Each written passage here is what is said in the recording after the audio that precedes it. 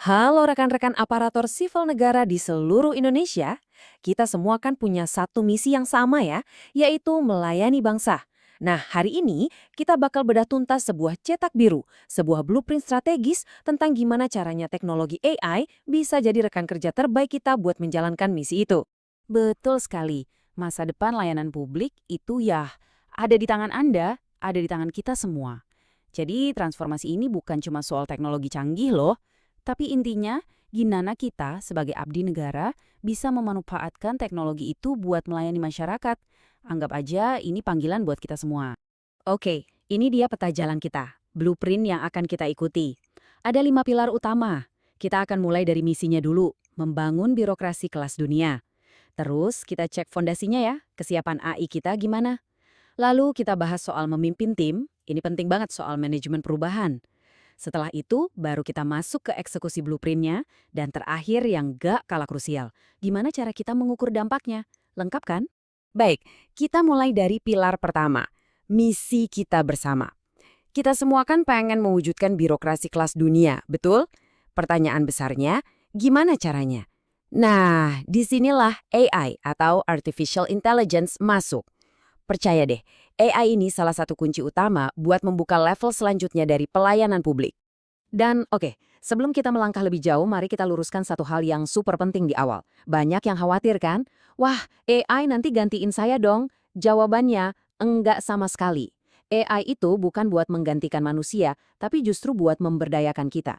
Bayangin deh, AI itu semacam superpower baru buat kita para ASN. Pekerjaan yang repetitif, yang ngabisin waktu, biar diurus sama AI. Jadi kita bisa fokus ke tugas-tugas yang lebih butuh sentuhan manusia, yang lebih strategis. Jadi, kata kuncinya adalah pemberdayaan. Nah, sama persis kayak mau bangun gedung pencakar langit. Kita kan nggak mungkin langsung pasang atapnya kan? Kita harus pastiin dulu fondasinya kuat. Begitu juga dengan AI. Jadi pertanyaannya sekarang, apakah instansi kita, kantor kita, sudah siap untuk mulai membangun dengan AI? Yuk kita lihat cara ngecek fondasinya. Caranya adalah dengan yang namanya AI Readiness Assessment atau penilaian kesiapan AI. Ini adalah langkah pertama yang krusial banget, nggak boleh dilewatkan. Anggap aja ini kayak medical check-up lengkap buat organisasi kita. Dari sini kita bisa tahu, oh kekuatan kita di sini, atau wah kita masih lemah di bagian ini. Jadi kita tahu persis harus mulai dari mana. Kesiapan AI ini ternyata ditopang sama 4 pilar utama.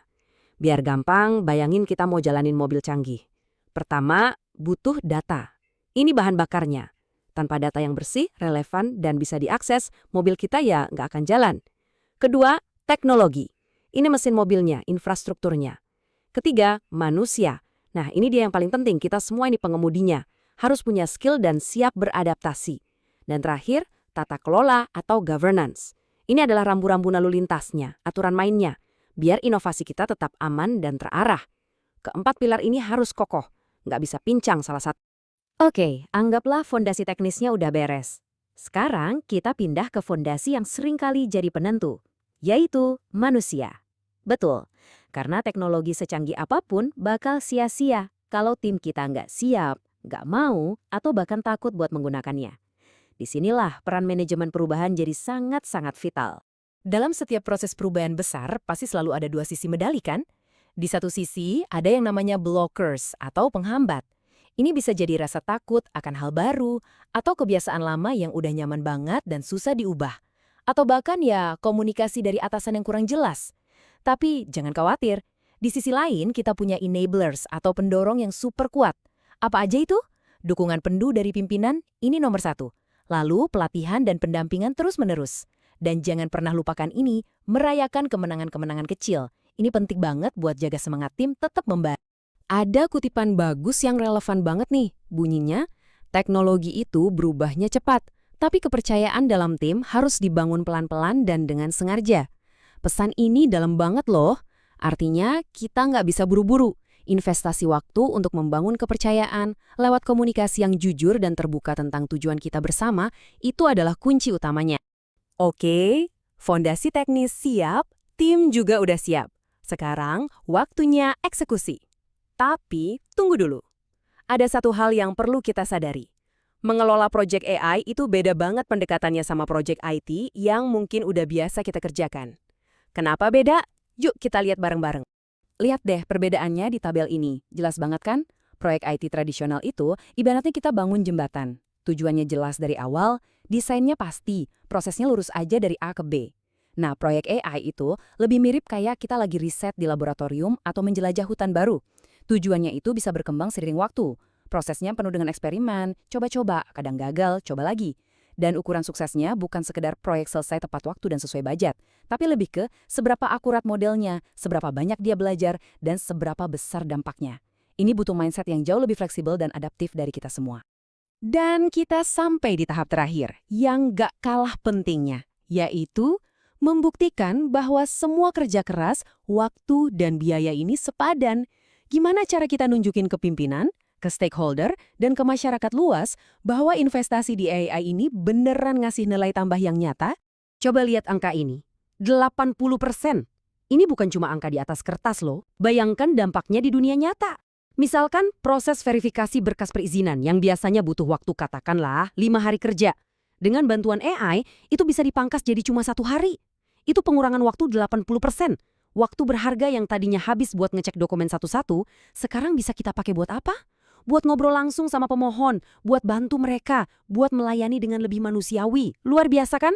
Di sektor publik, kalau kita bicara ROI atau Return on Investment, artinya itu lebih dalam dari sekedar untung rugi secara finansial. Buat kita, ROI itu bukan cuma soal penghematan anggaran. Yang jauh lebih penting adalah, apakah kepuasan warga meningkat? Apakah layanan kita jadi lebih cepat dan mudah? Apakah kebijakan yang kita buat jadi lebih akurat karena berbasis data? Nah, itulah kemenangan kita yang sesungguhnya. Prinsipnya sebenarnya sederhana, seperti yang bisa kita lihat di grafik ini. Di awal, ya pasti ada investasi yang harus kita keluarkan. Entah itu buat beli teknologinya, atau buat ngasih pelatihan ke tim kita. Tapi coba lihat, manfaat jangka panjang yang bakal kita dapatkan, entah itu dalam bentuk efisiensi, penghematan biaya, dan yang paling utama, kepuasan publik yang meningkat. Nilainya itu akan jauh melampaui investasi awal kita. Ini investasi buat masa depan. Jadi, setelah kita membedah semua langkah dalam blueprint ini, pertanyaannya sekarang kembali ke Anda, rekan-rekan ASN semua. Dengan potensi yang ada di instansi Anda masing-masing, dengan tantangan unik yang Anda hadapi setiap hari, cetak biru AI seperti apa yang akan Anda mulai rancang?